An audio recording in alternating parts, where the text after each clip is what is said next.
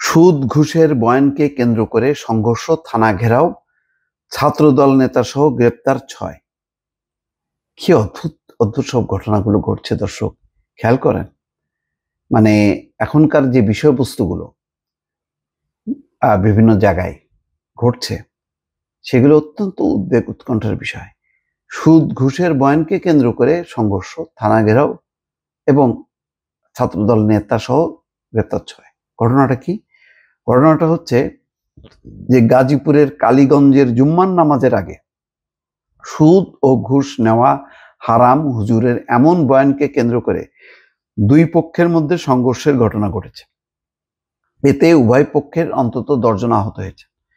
আহতদের চিকিৎসার জন্য গাজীপুর কালীগঞ্জ উপজেলা স্বাস্থ্য কমপ্লেক্সে নেওয়া হয়। সেখানে কালীগঞ্জ শ্রমিক কলেজ শাখা ছাত্রদলের সিনিয়র যুগ্ম আহ্বায়ক আবুল হোসেন প্রিন্স প্রতিপক্ষকে বেধড়ক মারধর করেন বলে অভিযোগ উঠেছে। কেন বাবা?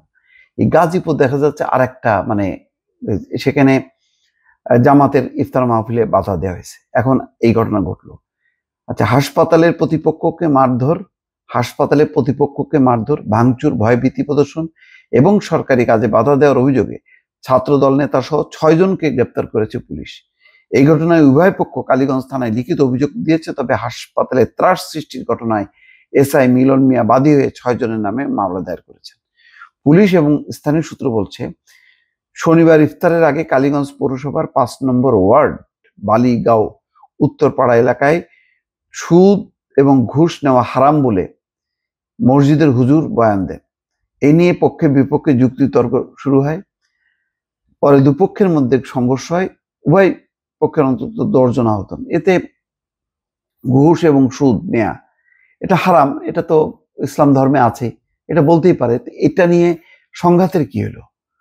এই ঘটনায় বিএনপি নেতা হরমুজ আলীর ৩ ছেলে জাহাঙ্গীর আলম খোকন, মোহাম্মদ সোহেল এবং মোহাম্মদ সুমন গুরুতর আহত হলে আত্মীয় স্বজনরা তাদের উদ্ধার করে কালীগঞ্জ উপজেলা স্বাস্থ্য কমপ্লেক্সে নিয়ে যান।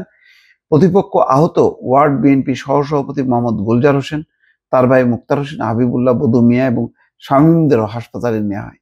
তখন বিএনপি নেতা গুলজার হোসেন হাসপাতালে প্রতিপক্ষের মোহাম্মদ সুমনকে মারধর করেন। এদিকে ছাত্রদলের কর্মী রিয়াদ হোসেন তার বাবা মোহাম্মদ সোহেলকে প্রতিপক্ষের লোকজন মারধর করেছে বলে কালীগঞ্জ শ্রমিক কলেজ শাখা ছাত্রদলের সিনিয়র যুগ্ম আহ্বায়ক আবুল হোসেন প্রিন্সকে জানান। তখন ছাত্রনেতা প্রিন্স তার দলবল নিয়ে হাসপাতালে গিয়ে প্রতিপক্ষকে মারধর করেন। দেখেন কিভাবে ছড়াইছে মারধরটা। এই ঘটনায় রাতে বিএনপি নেতা গুলজার হোসেন ৭ জনকে আসামি করে থানায় লিখিত অভিযোগ দেন। এছাড়া অপরপক্ষের জাহাঙ্গীর আলম খোকন বাদী হয়ে ১১ জনের নামে লিখিত অভিযোগ দেন। রোববার ভোরে হাসপাতালে চিকিৎসাধীন ব্যক্তিদের মারধর ঘটনায় ছাত্রদলের নেতা সহ ৬ জনকে আটক করে পুলিশ। পরে ওই ছাত্রদল নেতাকে ছাড়িয়ে নিতে সকালে থানা ঘেরাও করেন ছাত্রদলের নেতাকর্মীরা। বাহারি ভাই, তারা প্রায় ২ ঘন্টা থানা ফটকে অবস্থান নেন। মানে থানাকে আবার চাপ দেয়া, পুলিশ তার কার্যক্রমটা করতে পারবে না। ওয়ার্ড বিএনপি সহসভাপতি মোহাম্মদ গুলজার হোসেন বলেন, পূর্ব শত্রুতার জের ধরে জাহাঙ্গীর এবং তার স্বজনরা আমাকে একা পেয়ে মারধর করে, পরে আমাকে উদ্ধার করে হাসপাতালে নিয়ে গেলে সেখানে ছাত্র নেতা কর্মীরা আবারও মারধর করে। দেখেন, একটা ফালতু জিনিসকে নিয়ে এই সংঘর্ষ হাসপাতাল সহ চারিদিকে ছড়াই গেছে এবং সব হলো নিজেদের মধ্যে। এইভাবে, এবং তারপরে পুলিশ যখন অ্যাকশন নিয়েছে তখন আবার থানা ঘেরাও করছে। এটা যে কি রকম একটা নৈরাজ্যকর পরিস্থিতি। দল যদি দলের মতো না চলে, এরকম একটা বিশৃঙ্খল অবস্থা, যে অবস্থাটা আমরা ১৫ বছর দেখলাম, এখন আবার নতুন করে দেখতে হচ্ছে, তার আলামতগুলি পাওয়া যাচ্ছে, যেটা সামনে হয়তো আরো বাড়তে পারে। দর্শক ভালো থাকবেন, আল্লাহ হাফেজ।